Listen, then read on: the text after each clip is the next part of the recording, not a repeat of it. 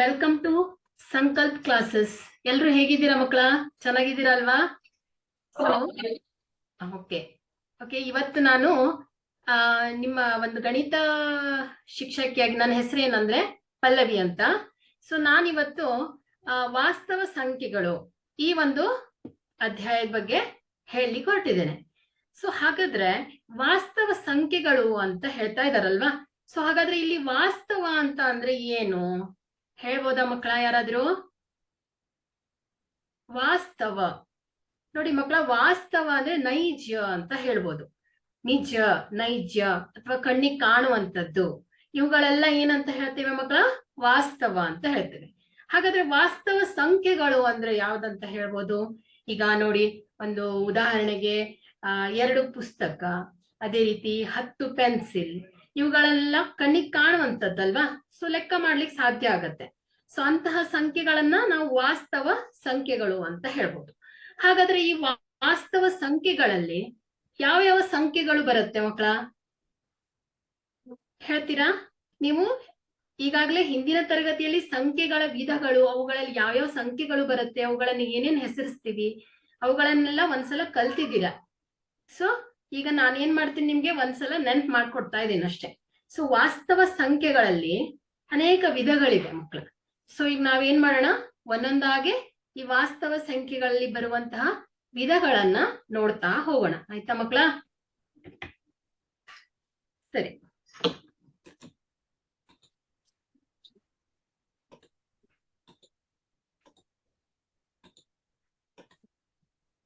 ನೋಡಿ ಇಲ್ಲಿ ಸ್ವಾಭಾವಿಕ ಸಂಖ್ಯೆಗಳು ನೋಡಿ, 1, 2, 3 ಇತ್ಯಾದಿ, ಅಪರಿಮಿತ 3, 4, 5, 6 ಈ ತರ ಏನಾಗಿರುತ್ತೆ, ಅಪರಿಮಿತ ಸಂಖ್ಯೆಗಳಿರುತ್ತೆ ಅಲ್ವಾ?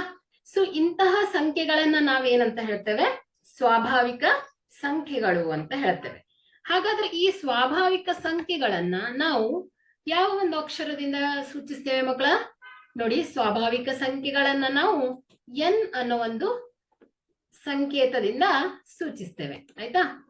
ಇಂತಹ 1, 2, 3 ಇತ್ಯಾದಿ ಇಂತಹ ಸಂಖ್ಯೆಗಳನ್ನ ಏನಂತ ಹೇಳ್ತೇವೆ?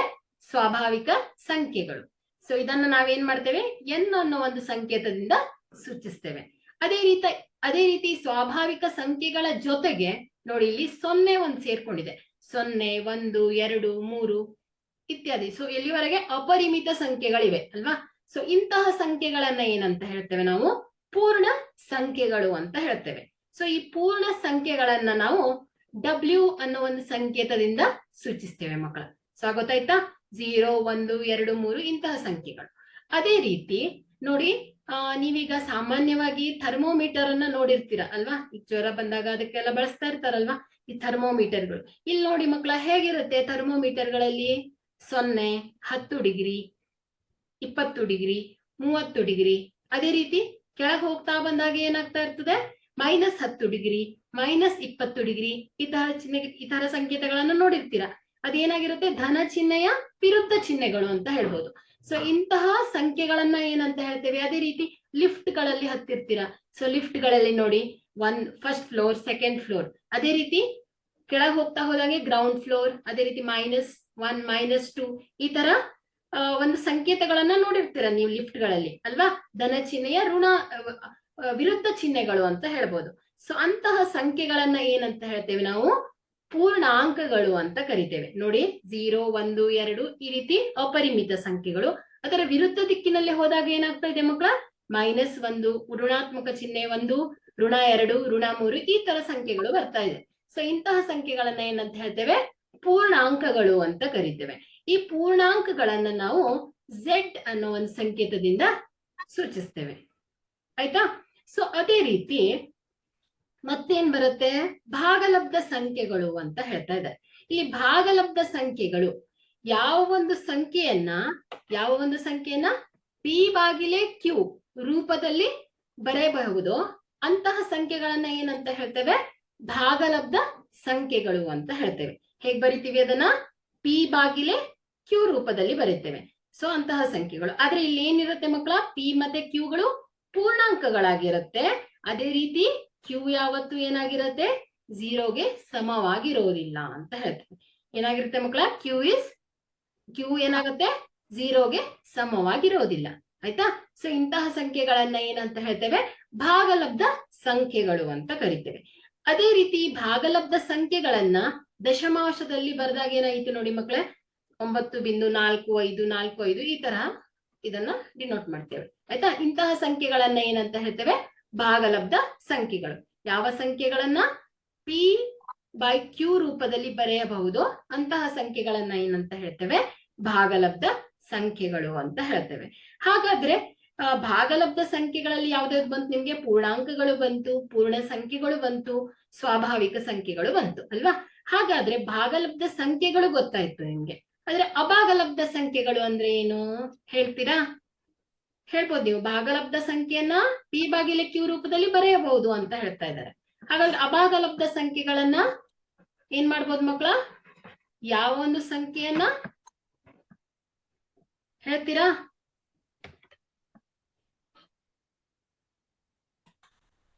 ನೋಡಿ, ಯಾವ ಒಂದು ಪೂರ್ಣಾಂಕಗಳ ಅನುಪಾತವಾಗಿ ವ್ಯಕ್ತಪಡಿಸಲಾಗುವುದಿಲ್ಲವೋ ಅಂತಹ ಸಂಖ್ಯೆಗಳು ಏನು ಮಕ್ಕಳ? ಅಭಾಗಲಬ್ಧ ಸಂಖ್ಯೆಗಳು. ಆಯ್ತಾ? ಭಾಗಲಬ್ಧ ಸಂಖ್ಯೆಗಳನ್ನ p/q ರೂಪದಲ್ಲಿ ಬರಬಹುದು.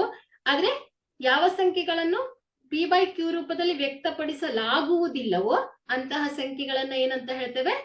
ಅಭಾಗಲಬ್ಧ ಸಂಖ್ಯೆಗಳು ಅಂತ ಹೇಳ್ತೇವೆ. ಆಯ್ತಾ? ಸೊ ಉದಾಹರಣೆಗೆ ನೋಡಿ ಮಕ್ಕಳ, √2, ವರ್ಗಮೂಲ 2, ವರ್ಗಮೂಲ 5, ವರ್ಗಮೂಲ 7 ಇವುಗಳೆಲ್ಲ ಏನಾಯ್ತು ಮಕ್ಕಳ? ಅಭಾಗಲಬ್ಧ ಸಂಖ್ಯೆಗಳು ಅಂತ ಆಯ್ತು. ಹಾಗಾದ್ರೆ ಇದೇನಾಯ್ತು? p/q ರೂಪದಲ್ಲಿ ಬರೆಯಲು ಸಾಧ್ಯ ಇಲ್ಲ ಅಂತ ಆಯ್ತು. ಹಾಗಾದ್ರೆ ಈ ಒಂದು ವಾಸ್ತವಿಕ ಸಂಖ್ಯೆಗಳು ಯಾವ ಯಾವ ಸಂಖ್ಯೆಗಳನ್ನ ಒಳಗೊಂಡಿದೆ ಅಂತ ಆಯ್ತು ಮಕ್ಕಳ? ಹಾಗಾದ್ರೆ ಭಾಗಲಬ್ಧ ಸಂಖ್ಯೆಗಳನ್ನು ಮತ್ತು ಅಭಾಗಲಬ್ಧ ಸಂಖ್ಯೆಗಳನ್ನ ಒಟ್ಟುಗೂಡಿ ಏನಂತ ಹೇಳ್ತೀವಿ? ವಾಸ್ತವ ಸಂಖ್ಯೆಗಳು ಅಂತ ಹೇಳ್ತೇವೆ. ಅರ್ಥ ಆಯ್ತಾ ಮಕ್ಕಳ? ಸೊ ಅದೇ ರೀತಿ ಇಲ್ಲಿ ನೋಡಿ, ಇನ್ನೊಂದು ಚಿಕ್ಕ ಡೌಟ್ ಅನ್ನು ಕ್ಲಿಯರ್ ಮಾಡ್ತೇನೆ ನೋಡಿ ಮಕ್ಕಳ. ಈಗ ಭಾಗಲಬ್ಧ ಸಂಖ್ಯೆಗಳನ್ನ ದಶಮಾಂಶದಲ್ಲಿ ಬರೀತೀರಾ ಅಲ್ವಾ? ಸೊ ನೋಡಿ, ಉದಾಹರಣೆಗೆ 7/8 ಅಂತ ಇದೆ. ಸೊ ಇದನ್ನ ದಶಮಾಂಶದಲ್ಲಿ ಬರೆದಾಗ ಏನಾಗ್ತಾ ಇದೆ? 0.875 ಅಂತ ಇದೆ ಅಲ್ವಾ? ಸೊ ಅದೇ ರೀತಿ 2/3 ಇದನ್ನ ದಶಮಾಂಶಕ್ಕೆ ವಿಸ್ತರಣೆ ಮಾಡಿದಾಗ ಏನಾಯ್ತು ಮಕ್ಕಳ? 0.6666 ಅಂತ ಇದೆ ಅಲ್ವಾ? ಸೊ ಇಲ್ಲೇನಾಗ್ತಾ ಇದೆ? ದಶಮಾಂಶದಲ್ಲಿ ಸಂಖ್ಯೆಗಳು ಅಂತ್ಯವಾಗಿರ್ತಾ ಇದೆ ಅಲ್ವಾ? ಸೊ ಅಂತ್ಯವಾಗ್ತಾ ಇದೆ. ಅದೇ ರೀತಿ ಇದು ಕೂಡ ಒಂದು ಭಾಗಲಬ್ಧ ಸಂಖ್ಯೆ, ಇದು ಕೂಡ ಒಂದು ಭಾಗಲಬ್ಧ ಸಂಖ್ಯೆ.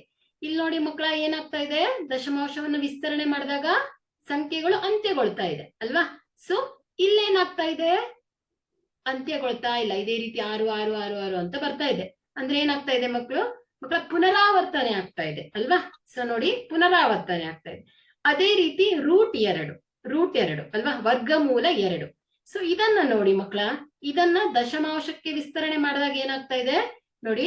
1.4142. ಇಲ್ಲಿ ಸಂಖ್ಯೆಗಳು ಏನಾಗ್ತಾ ಇದೆ? ಬೇರೆ ಬೇರೆ ಬೇರೆ ಬೇರೆ ಸಂಖ್ಯೆಗಳು ಬರ್ತಾ ಇದೆ. ಅಂದ್ರೆ ಏನಾಗ್ತಾ ಇದೆ ಮಕ್ಕಳ? ಇಲ್ಲಿ ಸಂಖ್ಯೆಗಳನ್ನ ದಶಮಾಂಶಕ್ಕೆ ವಿಸ್ತರಣೆ ಮಾಡಿದಾಗ ಅಂತ್ಯರಹಿತವಾಗ್ತಾ ಇದೆ, ಆವರ್ತ ರಹಿತವಾಗ್ತಾ ಇದೆ. ಅಂದ್ರೆ ಸಂಖ್ಯೆಗಳು ಪುನರಾವರ್ತನೆ ಆಗ್ತಾ ಇಲ್ಲ. ಅದೇ ರೀತಿ ಅಂತ್ಯ ರಹಿತ ಅಂದ್ರೆ ಮುಗಿಯೋದೇ ಇಲ್ಲ, ಮತ್ತು ಭಾಗಾಕಾರ ಮಾಡ್ತಾ ಹೋದಾಗೆ ಮತ್ತು ಸಂಖ್ಯೆಗಳು ಬರ್ತಾ ಹೋಗುತ್ತೆ. ಹಾಗಾದ್ರೆ ನೋಡಿ ಮಕ್ಕಳ, ಯಾವ ಒಂದು ಸಂಖ್ಯೆಗಳು ಅಂತ್ಯಗೊಳ್ಳುವ ಸಂಖ್ಯೆಗಳನ್ನ ಏನಂತ ಹೇಳ್ತೇವೆ? ದಶಮಾಂಶಕ್ಕೆ ವಿಸ್ತರಣೆ ಮಾಡಿದಾಗ ಯಾವ ಒಂದು ಸಂಖ್ಯೆ ಅಂತ್ಯಗೊಳ್ಳುತ್ತೋ ಅಂತಹ ಸಂಖ್ಯೆಗಳನ್ನ ಭಾಗಲಬ್ಧ ಸಂಖ್ಯೆಗಳು ಅಂತಾರೆ. ಅದೇ ರೀತಿ ಅಂತ್ಯಗೊಳ್ಳದ ಪುನರಾವರ್ತನೆ ಆಗ್ತಾ ಇರುವಂತ ಸಂಖ್ಯೆಗಳನ್ನು ಕೂಡ ಏನಂತ ಹೇಳ್ತೇವೆ? ಭಾಗಲಬ್ಧ ಸಂಖ್ಯೆಗಳು ಅಂತ ಹೇಳ್ತೇವೆ. ಆಯ್ತಾ? ಸೊ ಈಗ ನಿಮ್ಗೆ ಅದೇ ರೀತಿ ಅಂತ್ಯ ಯಾವ ಸಂಖ್ಯೆ ನೋಡಿ, ಇಲ್ಲಿ ಏನಾಗ್ತಾ ಇದೆ? ಸಂಖ್ಯೆಗಳು ಅಂತ್ಯನೂಗೊಳ್ತಾ ಇಲ್ಲ, ಪುನರಾವರ್ತನೆನೂ ಆಗ್ತಾ ಇಲ್ಲ. ಅಂತಹ ಸಂಖ್ಯೆಗಳನ್ನ ಏನಂತ ಹೇಳ್ತೇವೆ? ಅಭಾಗಲಬ್ಧ ಸಂಖ್ಯೆಗಳು ಅಂತ ಹೇಳ್ತೇವೆ. ಆಯ್ತಾ? ಅರ್ಥ ಆಯ್ತಲ್ವಾ ಮಕ್ಕಳ? ತಿಳಿತಾ? ಭಾಗಲಬ್ಧ ಸಂಖ್ಯೆಗಳು ಮತ್ತು ಅಭಾಗಲಬ್ಧ ಸಂಖ್ಯೆಗಳು. ಸೊ ಅವುಗಳನ್ನ ಒಟ್ಟುಗೂಡಿ ಏನಂತ ಹೇಳ್ತೇವೆ ನಾವು?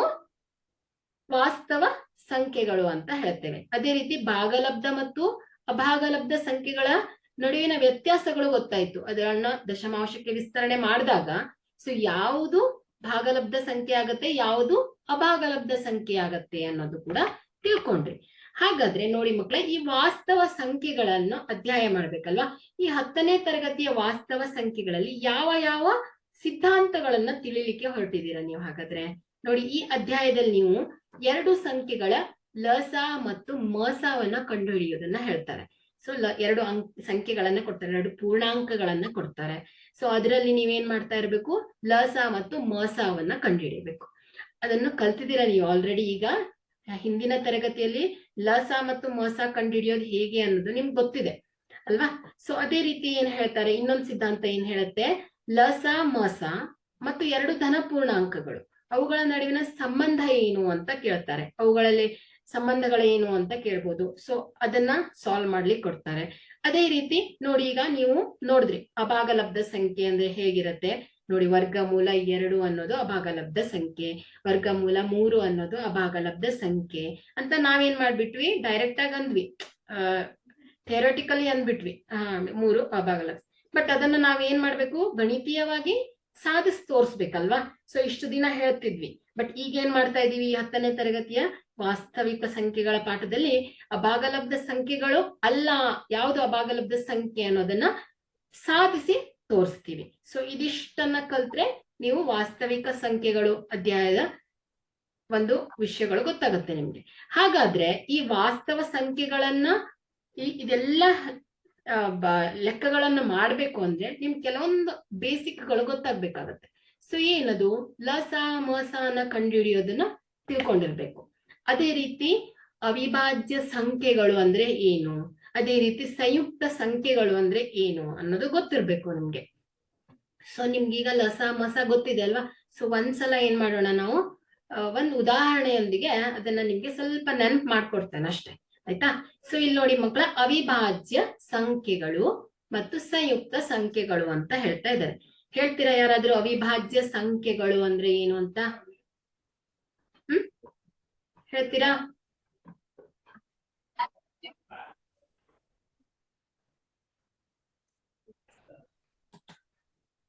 ಸೊ ಅವಿಭಾಜ್ಯ ಸಂಖ್ಯೆಗಳು ನೋಡಿ ಮಕ್ಕಳ, ಇಲ್ಲಿ ಅವಿಭಾಜ್ಯ ಸಂಖ್ಯೆಗಳು ನೋಡಿ ಮಕ್ಕಳ, ಯಾವುದೋ ಒಂದಕ್ಕಿಂತ ದೊಡ್ಡದಾಗಿರುವ ಒಂದು ಸಂಖ್ಯೆ ಇದೆ ಅಂತೆ. ಸೊ ಆ ಸಂಖ್ಯೆ ಏನಾಗ್ತಾ ಇದೆ ಅಂತೆ, ಆ ಸಂಖ್ಯೆ ಏನಾಗ್ತದೆ, 1ರಿಂದ ಭಾಗ ಆಗ್ತಾ ಇದೆ ಮತ್ತು ಅದೇ ಸಂಖ್ಯೆಯಿಂದ ಭಾಗ ಆಗ್ತಾ ಇರುತ್ತಂತೆ. ಸೊ ಅಂತಹ ಸಂಖ್ಯೆಗಳನ್ನ ಏನಂತ ಹೇಳ್ತೇವೆ, ಅವಿಭಾಜ್ಯ ಸಂಖ್ಯೆಗಳು ಅಂತ ಹೇಳ್ತೇನೆ. ಈಗ ಸೆಂಟೆನ್ಸ್ ಹೇಳಿದ್ದೆ ನಿಮ್ಗೆ ತಿಳಿತಾ ಇಲ್ವಾ? ಒಂದು ಉದಾಹರಣೆಯೊಂದಿಗೆ ನೋಡೋಣ. ನೋಡಿ ಮಕ್ಕಳ, ಇಲ್ಲಿ ಉದಾಹರಣೆಗೆ ನೋಡಿ, ಇಲ್ಲಿ 1ಕ್ಕಿಂತ ದೊಡ್ಡದಾಗಿರುವ ಸಂಖ್ಯೆ ಅಂತ ಹೇಳ್ತಾ ಇದ್ದಾರೆ. ಯಾವ್ದು ತಗೊಳ್ಳಿ ಹಾಗಾದ್ರೆ, ಹೇಳ್ತೀರಾ?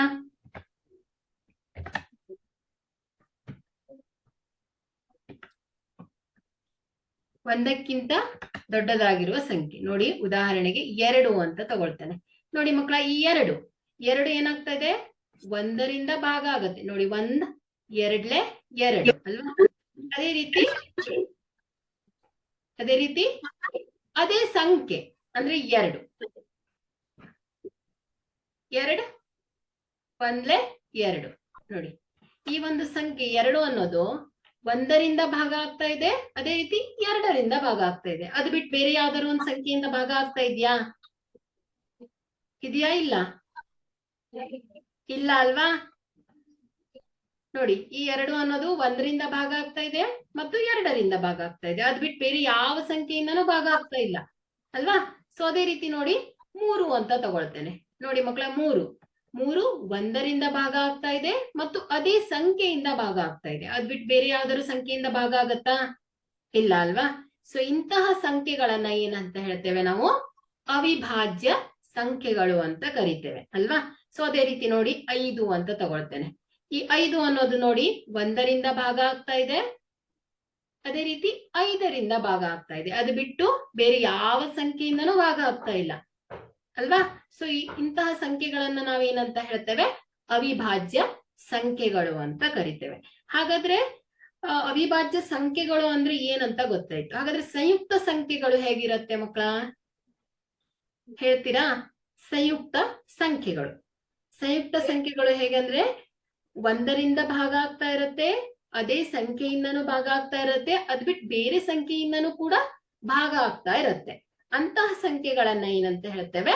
ಸಂಯುಕ್ತ ಸಂಖ್ಯೆಗಳು ಅಂತ ಹೇಳ್ತೇವೆ. ನೋಡಿ, ಉದಾಹರಣೆ ಹೇಳ್ತೀರಾ ಯಾರಾದ್ರೂ? ಹೇಳ್ತೀರಾ? ನೋಡಿ ಮಕ್ಕಳ 4 ಅಂತ ತಗೊಳ್ತೇನೆ. ನೋಡಿ ಮಕ್ಕಳ ಈ 4 ಅನ್ನೋದು 1ರಿಂದ ಭಾಗ ಆಗುತ್ತೆ. ಅದೇ ರೀತಿ 2ರಿಂದನೂ ಕೂಡ ಭಾಗ ಆಗುತ್ತೆ. ಅದೇ ರೀತಿ 4ರಿಂದನೂ ಕೂಡ ಭಾಗ ಆಗತ್ತೆ ಅಲ್ವಾ? ಸೊ ನೋಡಿ 1ರಿಂದ 2ರಿಂದ 4ರಿಂದ ಈ 3 ಸಂಖ್ಯೆಗಳಿಂದ ಈ 4 ಭಾಗ ಆಗ್ತಾ ಇದೆ. ಹಾಗಾದ್ರೆ ಏನಾಯ್ತು ಮಕ್ಕಳ? ಇದೊಂದು ಸಂಯುಕ್ತ ಸಂಖ್ಯೆ ಅಂತ ಆಯ್ತು. ಹೇಳ್ಬೋದಾ? ವ್ಯಾಖ್ಯಾನ ಏನ್ ಹೇಳತ್ತೆ ಮಕ್ಕಳ? 2ಕ್ಕಿಂತ ಹೆಚ್ಚು ಅಪವರ್ತನಗಳನ್ನು ಹೊಂದಿರುವ ಸಂಖ್ಯೆಗಳನ್ನ ಏನಂತ ಹೇಳ್ತೇವೆ? ಸಂಯುಕ್ತ ಸಂಖ್ಯೆಗಳು ಅಲ್ವಾ? ಅರ್ಥ ಆಯ್ತಾ? ಎಸ್ ಅಲ್ವಾ? ಸೊ ಇನ್ನೊಂದು ಉದಾಹರಣೆ ಕೊಡ್ತೀರಾ ಯಾರಾದ್ರೂ? ಸಂಯುಕ್ತ ಸಂಖ್ಯೆಗೆ ಒಂದು ಉದಾಹರಣೆ ಹೇಳ್ತೀರಾ? ಹಾ, 6 ಅಲ್ವಾ? ಸೊ ಸರಿ, ಓಕೆ. 6 ಅನ್ನೋದು ಒಂದು ಸಂಯುಕ್ತ ಸಂಖ್ಯೆ. ಯಾಕಂದ್ರೆ ಈ ಸಂಖ್ಯೆ ಏನಾಗ್ತಾ ಇದೆ? 1ರಿಂದ ಭಾಗ ಆಗ್ತಾ ಇದೆ, 2ರಿಂದ ಭಾಗ ಆಗ್ತಾ ಇದೆ, 3ರಿಂದ ಭಾಗ ಆಗ್ತಾ ಇದೆ, 6ರಿಂದ ಭಾಗ ಆಗ್ತಾ ಇದೆ. ಸೊ ಏನಾಯ್ತು ಮಕ್ಕಳ? ಹಾಗಾದ್ರೆ ಸಂಯುಕ್ತ ಸಂಖ್ಯೆ ಅಂದ್ರೆ 2ಕ್ಕಿಂತ ಹೆಚ್ಚು ಅಪವರ್ತನಗಳನ್ನು ಹೊಂದಿರುವ ಸಂಖ್ಯೆ. ಅವುಗಳನ್ನ ಏನಂತ ಹೇಳ್ತೇವೆ? ಸಂಯುಕ್ತ ಸಂಖ್ಯೆಗಳು ಅಂತ ಹೇಳ್ತೇವಲ್ವಾ? ಹಾಗಾದ್ರೆ ಇದು ಎಲ್ಲ ಬೇಸಿಕ್ ನಿಮ್ಗೆ ಗೊತ್ತಿರ್ಲೇಬೇಕು. ಮುಂದೆ ಈ ದೊಡ್ಡ ದೊಡ್ಡ ಎಕ್ಸಾಮ್ಸ್ ಗಳನ್ನ ಫೇಸ್ ಮಾಡ್ತಿರಲ್ಲ, ಚಿಕ್ಕ ಇಂತ ಬೇಸಿಕ್ಸ್ ಗಳೇ ಕೊಟ್ಟಿರ್ತಾರೆ, ಮೂಲಗಳು. ಅದು ನಿಮ್ಗೆ ಗೊತ್ತೇ ಇರಲ್ಲ. ಅವಿಭಾಜ್ಯ ಸಂಖ್ಯೆ ಏನು, ಸಂಯುಕ್ತ ಸಂಖ್ಯೆ ಇಲ್ಲೇ ಪರ್ಫೆಕ್ಟ್ ಮಾಡ್ಕೊಬಿಟ್ರೆ ನೀವು ತುಂಬಾ ಈಸಿಯಾಗಿ ಬರಿಬಹುದು. ಇವಾಗ ನೀವ್ ಏನನ್ನ ನೆನ್ಪಿಟ್ಕೋತಿರೋದು ನಿಮ್ ಕೊನೆ ತನಕನೂ ನೆನ್ಪಿರತ್ತೆ ಅಲ್ವಾ? ಸೊ ಅದಕ್ಕೋಸ್ಕರ ಇದನ್ನ ಈಗಲೇ ನೀವು ಪರ್ಫೆಕ್ಟ್ ಮಾಡ್ಕೋಬೇಕು, ಆಯ್ತಾ? ಸೊ ಹಾಗಾದ್ರೆ ಅವಿಭಾಜ್ಯ ಸಂಖ್ಯೆಗಳು ಮತ್ತು ಸಂಯುಕ್ತ ಸಂಖ್ಯೆಗಳು, ಅವುಗಳ ವ್ಯತ್ಯಾಸಗಳು ಗೊತ್ತಾಯ್ತು ಯಾವ್ದ್ಯಾವ್ದು ಅಂತ ಅಲ್ವಾ? ಸೊ ಹಾಗಾದ್ರೆ ಈಗ ಏನ್ ಮಾಡೋಣ ನಾವು? ಲ, ಸ, ಅ ಮತ್ತು ಮ, ಸ, ಗಳನ್ನ ನೋಡೋಣ, ಆಯ್ತಾ? ಸೊ ಇಲ್ಲಿ ಏನ್ ಹೇಳುತ್ತೆ? ಲ, ಸ, ಅ. ಲಘುತ್ತಮ, ಸಾಮಾನ್ಯ, ಅಪವರ್ತ್ಯ. ನೋಡಿ ಮಕ್ಕಳ, ನಿಮ್ಗೆ ಇಲ್ಲಿ ಕನ್ಫ್ಯೂಷನ್ ಇರುತ್ತೆ. ಅಪವರ್ತ್ಯ ಅಂದ್ರೆ ಏನು, ಅಪವರ್ತನ ಅಂದ್ರೆ ಏನು ಅನ್ನೋದು ಅಲ್ವಾ? ಅಪವರ್ತ್ಯ ಅಂದ್ರೆ ಏನು, ಅಪವರ್ತನ ಅಂದ್ರೆ ಏನು? ನೋಡಿ, ಲ, ಸ, ಅ ಲಘುತ್ತಮ, ಸಾಮಾನ್ಯ, ಅಪವರ್ತನ. ನೋಡಿ ಮಕ್ಕಳ, ಇಲ್ಲಿ ನಾನೊಂದು ಉದಾಹರಣೆನ ತಗೊಳ್ತೇನೆ. ನೋಡಿ, 3 ಅಂತ ತಗೊಳ್ತೇನೆ. 3, ಆಯ್ತಾ? ಸೊ ಇಲ್ಲಿ ಅಪವರ್ತ್ಯ ಅಂದ್ರೆ 3ರಿಂದ ಭಾಗವಾಗುವ ಸಂಖ್ಯೆಗಳು ಯಾವ್ಯಾವ್ದು ಮಕ್ಕಳ? ಹೇಳ್ತೀರಾ? 3ರಿಂದ ಭಾಗವಾಗುವ ಸಂಖ್ಯೆಗಳು. ಹಾ, 6, 9, 12, 15 ಅಲ್ವಾ? ಸೊ ಇವುಗಳು ಏನಾಯ್ತು ಮಕ್ಕಳ? 3ರಿಂದ ಭಾಗವಾಗುವ ಸಂಖ್ಯೆಗಳು. ಸೊ 3ರಿಂದ ಭಾಗವಾಗುವ ಈ ಸಂಖ್ಯೆಗಳನ್ನ ಏನಂತ ಹೇಳ್ತೇವೆ ನಾವು? ಅಪವರ್ತ್ಯ ಅಂತ ಹೇಳ್ತೇವೆ, ಆಯ್ತಾ? ಹಾಗಾದ್ರೆ 3ರ ಅಪವರ್ತನಗಳು ಯಾವುದು? ಹಾಗಾದ್ರೆ ಅಪವರ್ತನ ಅಂದ್ರೆ ಏನು ಮಕ್ಕಳ? 3ನ್ನು ಭಾಗಿಸುವ ಸಂಖ್ಯೆಗಳು ಅಂತ. ಯಾವ್ದು ಮಕ್ಕಳ 3ನ್ನು ಭಾಗಿಸ್ತಾ ಇದೆ? 1 ಮತ್ತೆ ಅದೇ ಸಂಖ್ಯೆ ಅಲ್ವಾ? ಅರ್ಥ ಆಯ್ತಾ? ನೋಡಿ, 3ರಿಂದ ಭಾಗವಾಗುವ ಸಂಖ್ಯೆಗಳನ್ನ ಅಪವರ್ತ್ಯ ಅಂತ ಹೇಳ್ತೇವೆ. 3ನ್ನು ಯಾವ ಸಂಖ್ಯೆ ಭಾಗಿಸ್ತಾ ಇದೆ? ಅವುಗಳನ್ನ ಅಪವರ್ತನ ಅಂತ ಹೇಳ್ತೇವೆ, ಆಯ್ತಾ? ಸೊ ಅದೇ ರೀತಿ ಇನ್ನೊಂದು ಸಂಖ್ಯೆ ತಗೊಳ್ತೇನೆ. 6. 6ರ ಅಪವರ್ತ್ಯಗಳು ಯಾವ್ಯಾವುದು? 6, 12, 18, 24, 35, 30, 36 ಅಲ್ವಾ? ಹಾಗಾದ್ರೆ 6ರ ಅಪವರ್ತನಗಳು ಯಾವ್ದು ಮಕ್ಕಳ? 6ನ್ನು ಭಾಗಿಸುವ ಸಂಖ್ಯೆಗಳು ಅಂತ. ಅಪವರ್ತನ 2, ಚಿಕ್ಕದಿಂದ ಹೋಗ್ತೇವೆ, ಹೋಗಿ 2, 3, 4 ಆಗತ್ತಾ? ಇಲ್ಲ, 5 ಆಗಲ್ಲ, 6 ಆಗತ್ತೆ ಅಲ್ವಾ? ಸೊ ಸ್ಟಾಪ್, ಇಲ್ಲಿಗೆ ಮುಗೀತು. ಸೊ ಹಾಗಾದ್ರೆ ಏನಾಯ್ತು? ಅಪವರ್ತ್ಯಗಳು ಗೊತ್ತಾಯ್ತು, ಅಪವರ್ತನಗಳು ಗೊತ್ತಾಯ್ತು. ಹಾಗಾದ್ರೆ ನಾವ್ ಈಗ ಏನ್ ಮಾಡೋಣ? ಲ, ಸ ವನ್ನ ಕಂಡುಹಿಡಿಯೋಣ. ಮೊದಲನೇದಾಗಿ ಲ, ಸ, ಅ ಅಲ್ವಾ? ಸೊ ಲ, ಸ, ಅ. ಇಲ್ಲಿ ಲ, ಸ ಏನ್ ಹೇಳತ್ತೆ? ಲಘುತ್ತಮ, ಸಾಮಾನ್ಯ, ಅಪವರ್ತ್ಯ ಅಂತ ಹೇಳ್ತಾ ಇದ್ದಾರೆ. 2ರಲ್ಲೂ ಏನಾಗ್ತಾ ಇರ್ಬೇಕು? ಚಿಕ್ಕದಿರ್ಬೇಕು. ಅದೇ ರೀತಿ 2ರಲ್ಲೂ ಏನಾಗ್ತಾ ಇರ್ಬೇಕು? ಸಾಮಾನ್ಯವಾಗಿರ್ಬೇಕು. ಲಘುತ್ತಮವಾಗಿರ್ಬೇಕು, ಸಾಮಾನ್ಯವಾಗಿರ್ಬೇಕು. ಅಪವರ್ತ್ಯಗಳು ಯಾವುದು ಯಾವುದು ಹೇಳ್ತೀರಾ?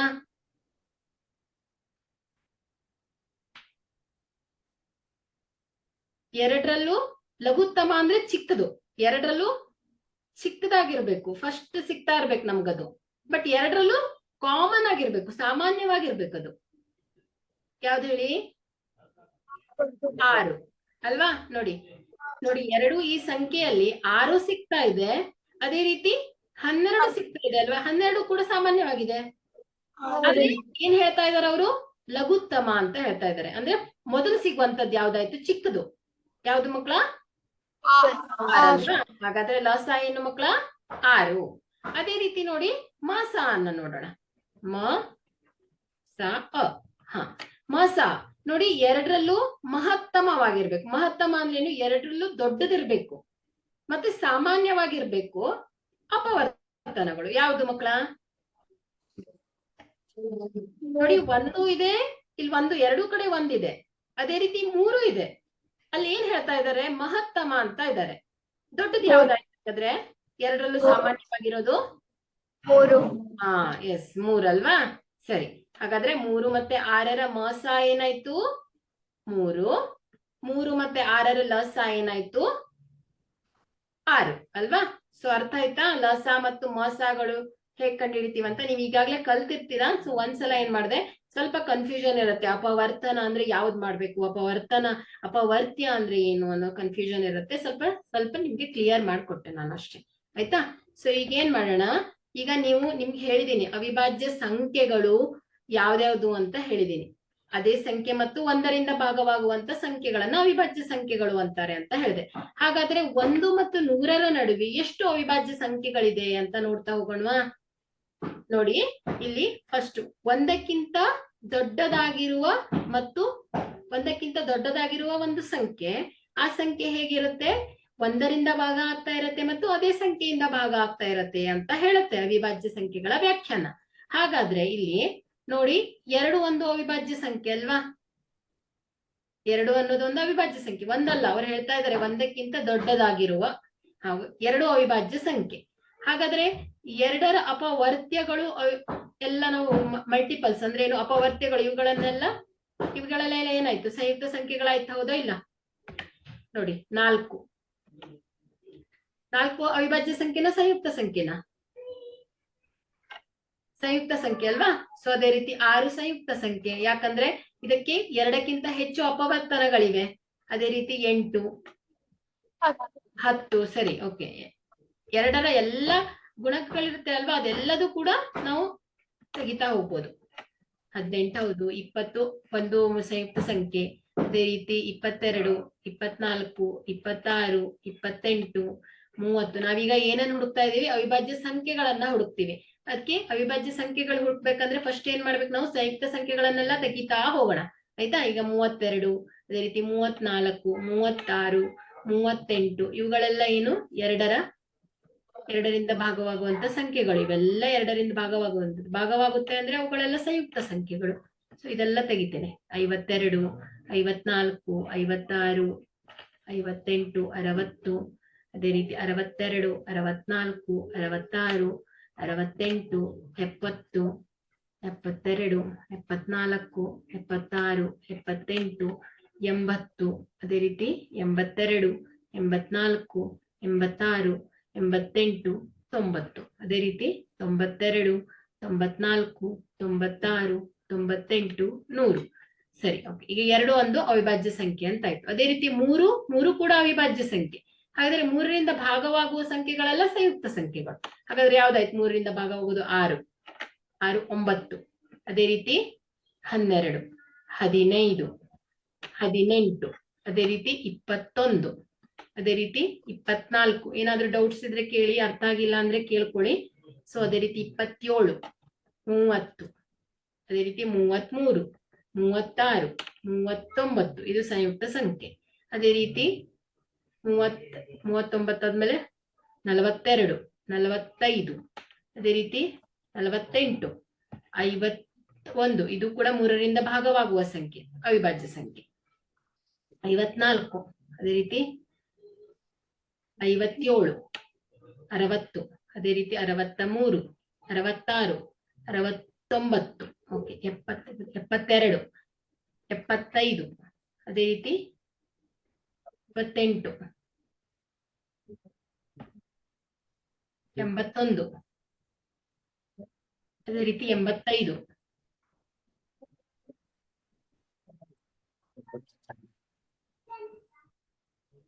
87, 90. ಅದೇ ರೀತಿ 93, 96, 99. ಸರಿ. ಅದೇ ರೀತಿ ಇಲ್ಲಿ 5 ಕೂಡ ಏನು ಅವಿಭಾಜ್ಯ ಸಂಖ್ಯೆ. 5 ಅದೇ ಸಂಖ್ಯೆಯಿಂದ ಮತ್ತು 5ರಿಂದ ಭಾಗವಾಗುತ್ತೆ. ಆಯ್ತಾ? ಸೊ ಈಗ 5ರ ಗುಣಕಗಳು ಯಾವುದು? 10, 15, 25, 35, 55, 65 ಇವೆಲ್ಲ ಏನಾಗ್ತಾ ಇದೆ? 5ರಿಂದ ಭಾಗ ಆಗ್ತಾ ಇದೆ. ಇವುಗಳು ಕೂಡ ಏನಾಯ್ತು? ಸಂಯುಕ್ತ ಸಂಖ್ಯೆಗಳು ಅಂತ ಆಯ್ತು. ಸೊ 6 ಏನಾಯ್ತು ಮಕ್ಕಳ? 6 ಇದು ಸಂಯುಕ್ತ ಸಂಖ್ಯೆ. ಅದೇ ರೀತಿ 7 ಇದು ಅವಿಭಾಜ್ಯ ಸಂಖ್ಯೆ. ಒಂದು ಮತ್ತು ಅದೇ ಸಂಖ್ಯೆಯಿಂದ ಭಾಗ ಆಗ್ತಾ ಇದೆ. 7ರ ಗುಣಕಗಳು ಯಾವುದು? 7, 7 14, 7 3 21, 28, 35, 42, 49 ಸಂಯುಕ್ತ ಸಂಖ್ಯೆ. ಅದೇ 49, 56, 63, 70, 77. ಅದೇ ರೀತಿ 77 ಆದ್ಮೇಲೆ ಯಾವ್ದು ಬರುತ್ತೆ? 84, 84 ಆದ್ಮೇಲೆ 91, 98. ಸರಿ, ಓಕೆ. ಇದಿಷ್ಟು ಇವುಗಳೆಲ್ಲ ಏನಾಯ್ತು? ನಾನು ಯಾವ್ಯಾವ್ದು ಕಾಟ್ ಹೊಡೆದಿದ್ದೀನಲ್ಲ ಅದೆಲ್ಲ ಏನಾಯ್ತು? ಸಂಯುಕ್ತ ಸಂಖ್ಯೆಗಳು ಅಂತ ಆಯ್ತು. ಹಾಗಾದ್ರೆ ಇಲ್ಲಿ ನೋಡಿ 2, 3, 5, ಅದೇ ರೀತಿ 7, ಹಾಗೆ 11 ಇದು ಅವಿಭಾಜ್ಯ ಸಂಖ್ಯೆ, 13 ಅವಿಭಾಜ್ಯ ಸಂಖ್ಯೆ, 17 ಅವಿಭಾಜ್ಯ ಸಂಖ್ಯೆ, 19 ಅವಿಭಾಜ್ಯ ಸಂಖ್ಯೆ, ಅದೇ ರೀತಿ 23 ಅದೇ ಸಂಖ್ಯೆಯಿಂದ ಮತ್ತು 1ರಿಂದ ಭಾಗವಾಗುತ್ತದೆ. ಅದೇ ರೀತಿ 29, ಹಾಗೆ 31, ಅದೇ ರೀತಿ 37, ಹಾಗೆ 41, 43, 47, ಹಾಗೆ 53, 59, 61, 67, 71, 73,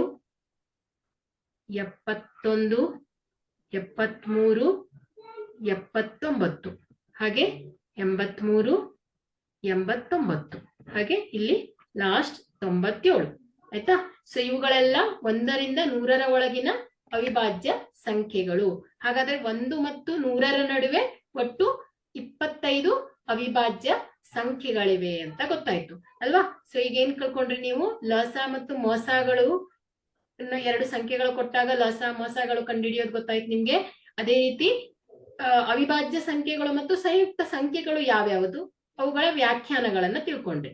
ಸರಿ, ಹಾಗಾದ್ರೆ ಈಗ ನಾವು ಈ ಒಂದು ವಾಸ್ತವ ಸಂಖ್ಯೆಗಳಲ್ಲಿ ಇಲ್ಲೊಂದು ಪ್ರಮೇಯ ಹೇಳ್ತಾ ಇದೆ. ಏನ್ ಹೇಳ್ತಾ ಇದೆ? ಅಂಕಗಣಿತದ ಮೂಲ ಪ್ರಮೇಯ. ಇಲ್ಲಿ ಏನ್ ಹೇಳುತ್ತೆ ಮೂಲ ಪ್ರಮೇಯ?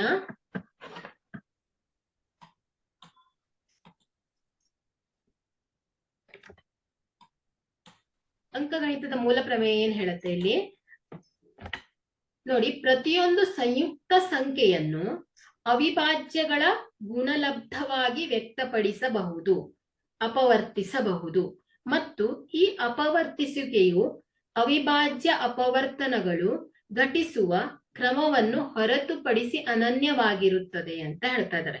ನೋಡಿ ಮಕ್ಕಳ, ಇಲ್ಲಿ ಏನ್ ಹೇಳಿದ್ದಾರೆ? ಪ್ರತಿಯೊಂದು ಸಂಯುಕ್ತ ಸಂಖ್ಯೆ. ಇಲ್ಲಿ ಏನ್ ಹೇಳ ನೋಡಿ, ಉದಾಹರಣೆಗೆ ಒಂದು ಸಂಯುಕ್ತ ಸಂಖ್ಯೆ ನೋಡಿ 6 ಅಂತ ತಗೊಳ್ತೇನೆ. ನೋಡಿ, ಇದೊಂದು ಸಂಯುಕ್ತ ಸಂಖ್ಯೆ ಅಲ್ವಾ? ಸೊ 6 ಅನ್ನೋದೊಂದು ಸಂಯುಕ್ತ ಸಂಖ್ಯೆ. ಪ್ರತಿಯೊಂದು ಸಂಯುಕ್ತ ಸಂಖ್ಯೆಯನ್ನು ಅವಿಭಾಜ್ಯಗಳ ಗುಣಲಬ್ಧವಾಗಿ ನೋಡಿ, ಈ 6 ನಾವು ಹೇಗ್ ಬರಿಬಹುದು? 2 3 6 ಅಂತಾನು ಬರಿಬಹುದು, ಅಥವಾ 3 2 6 ಅಂತಾನು ಬರಿಬಹುದು ಅಲ್ವಾ?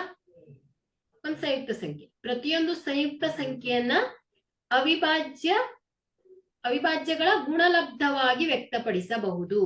ನೋಡಿ, ಇದು 2 ಅನ್ನೋದು ಅವಿಭಾಜ್ಯ ಸಂಖ್ಯೆ, 1ರಿಂದ ಮತ್ತು ಅದೇ ಸಂಖ್ಯೆಯಿಂದ ಭಾಗ ಆಗ್ತಾ ಇದೆ. ಅದೇ ರೀತಿ 3 ಕೂಡ ಅವಿಭಾಜ್ಯ ಸಂಖ್ಯೆ, 1ರಿಂದ ಮತ್ತು ಅದೇ ಸಂಖ್ಯೆಯಿಂದ ಭಾಗ ಆಗ್ತಾ ಇದೆ. ಸೊ ಏನಾಯ್ತು? ಈಗ ಈ 6ಅನ್ನ ಅವಿಭಾಜ್ಯ ಅಪವರ್ತನಗಳ ಗುಣಲಬ್ಧವಾಗಿ ವ್ಯಕ್ತಪಡಿಸಬಹುದು, ಮತ್ತು ಈ ಅಪವರ್ತಿಸುವಿಕೆ, ನಾವೀಗ ಅಪವರ್ತನಗಳನ್ನ ಬರ್ದಿದೀವಲ್ಲ 3 × 2 ಅಂತ, ಇವುಗಳು ಘಟಿಸುವ ಕ್ರಮವನ್ನು ಹೊರತುಪಡಿಸಿ, ಅಂದ್ರೆ 2 × 3 ಅಂತಾನೂ ಬರಿಬಹುದು ನೀವು, ಅದನ್ನ 3 × 2 ಅಂತಾನು ಬರಿಬಹುದು. ಸೊ ಅವುಗಳನ್ನು ಹೊರತುಪಡಿಸಿ ಅಂತ ಹೇಳ್ತಾ ಇದೆ. ಅಂಕಗಣಿತದ ಮೂಲ ಪ್ರಮೇಯ ಏನ್ ಹೇಳ್ತಾ ಇದೆ? ಇಷ್ಟೇ, ಸಂಯುಕ್ತ ಸಂಖ್ಯೆಗಳನ್ನು ಅವಿಭಾಜ್ಯಗಳ ಗುಣಲಬ್ಧವಾಗಿ ವ್ಯಕ್ತಪಡಿಸಬಹುದು ಅಂತ ಹೇಳ್ತಾ ಇದ್ದಾರೆ. ಅಂದ್ರೆ ಏನಾಯ್ತು ಹಾಗಾದ್ರೆ? ಸಂಯುಕ್ತ ಸಂಖ್ಯೆ ಅಂದ್ರೆ ಏನಾಯ್ತು ಮಕ್ಕಳ? ಅವಿಭಾಜ್ಯ ಸಂಖ್ಯೆಗಳ ಗುಣಲಬ್ಧ ಅಂತ ಆಯ್ತು ಅಲ್ವಾ? ಇಷ್ಟೇ. ಸಂಯುಕ್ತ ಸಂಖ್ಯೆ ಅಂದ್ರೆ ಅವಿಭಾಜ್ಯ ಸಂಖ್ಯೆಗಳ ಗುಣಲಬ್ಧ.